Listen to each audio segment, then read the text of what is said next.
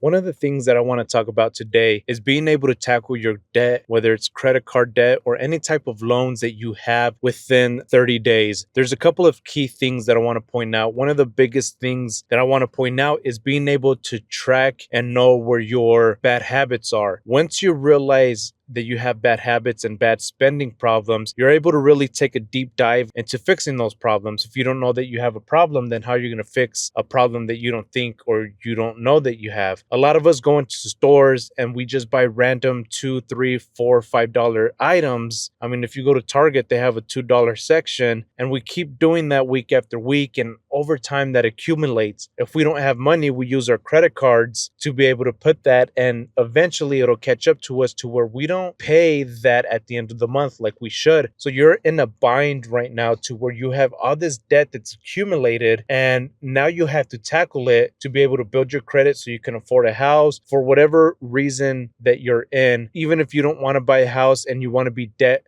free, financially free, to where you want to be able to travel and not really have to spend all this time and energy working overtime and stressing about having to pay the next bill at the end of the month. One of the things that you want to do is be able to download your bank statements for the last 2 to 3 months and really take a deep dive into where you're spending all your money, because what that does, it exposes your bad habits. It exposes that you're eating out every day for lunch, you're not making your food, you're having coffee. If you have credit card debt, there's things that you should be able to buy yourself, whether it's a coffee, but you shouldn't be overspending on things that you don't need. You shouldn't be spending money on eating out. You should be cooking at home. Even if you have a family, there's a lot of sacrifices that you're going to have to make to be able to pay off this credit card debt. If you don't make that decision now, then at the end of the day, you're just going to be in more and more in debt. I'm telling you, once you pay off your credit card debt, it's such a freeing feeling, and you will thank yourself 1,000 times over. Now, you also have to think about it. As you're spending and increasing your credit card statements, you're throwing away so much money, and you're giving away so much money to these credit card companies, and they don't deserve it. Like, yeah, it's maybe $50 payment, but at the same time, a big portion of that goes to paying for somebody else's vacation when you could just save that money and pay for your own vacation. That's how you're going to have to think about it. Being able to cut those bad habits, being able to save that money. What I used to do is, every time I got my paycheck, I knew the bills that were coming out for that week. And that's the second thing that I would suggest, is writing down every single bill that you have, cutting out the bills that you may not need, whether it's certain type of subscriptions, but being able to write down every bill that you have, know when it's going to come out, have that money reserved for the end of the week, and anything extra, take that cash out and put it in your home, put it in a little bank, because at that point, if you do not see it, then you're not going to spend it. The other day, I was going through my little chest that I have at home, and I found $400 that has stashed away. And it's because I was doing that for a very long time. And it's to the point where I don't really need to do that anymore, because I have a little bit more tolerance as far as what I'm spending my money on. I have apps that track my spending habits, so I don't have to do that. But in the very beginning, that is a big tip, and something that I would suggest is for you to take that cash out, or have another bank account, and then have that money in that bank account, which is now what I do. I have multiple bank accounts. I have a high yield savings account where if I have any type of extra money that I know that I have, then I put it in that account. That way, my main bank, I don't see it. The one that I'm in every day, I don't see that I have extra money, because then at that point, psychologically, I'm going to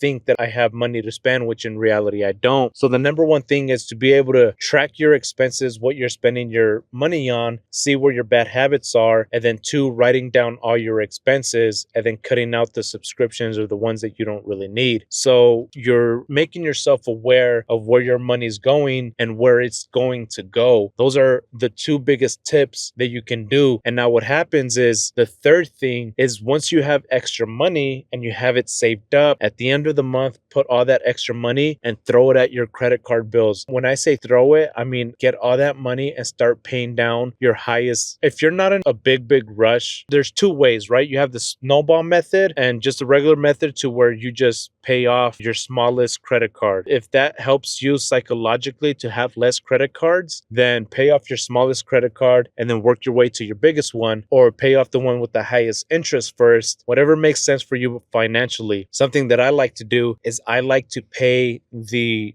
highest credit card off first and then work my way to the bottom, because what happens is it takes a while, but once that first credit card bill or that credit card is fully paid off, you use all that extra money and you tackle the next one, and you keep doing it to where the point is where you're at the finale at your last one. It's so much easier and quicker because you already took care of the big credit card bills and you don't have to worry about that anymore. So there's different ways to pay it. You can pay the high interest one, which I also just suggest. Whatever credit card that you have that has the highest interest, pay that one first, because at the end of the month, you're not going to be spending so much extra money on interest. So pay that off. 3 top things right there is, number 1, find out where you're spending your money. Do a self audit. If you want, send me your credit card statements and I will audit your statements and I will show you where you're spending your money on, and we will make a plan. No charge. Message me on Instagram and we can do that for you. I have it linked in the description below. I am more than happy to help. Again, I'm not selling you a course. I'm not charging you for it. This is something that I will do as long as I can use it for content. We can do something like that. 1, knowing where you're spending your money. 2, knowing where your money is going to go when you have your bills coming up. And 3, being able to use that extra money that you are now saving to throw at your credit card with the highest statements. I know it seems easy. If you need help, please reach out. I'm more than happy to help you. I've been in that scenario before and it's very stressful. This is what I love to do. So if you have any questions, please comment down below. Like this video and subscribe. It helps out a small channel like myself. And until next time, love you guys all.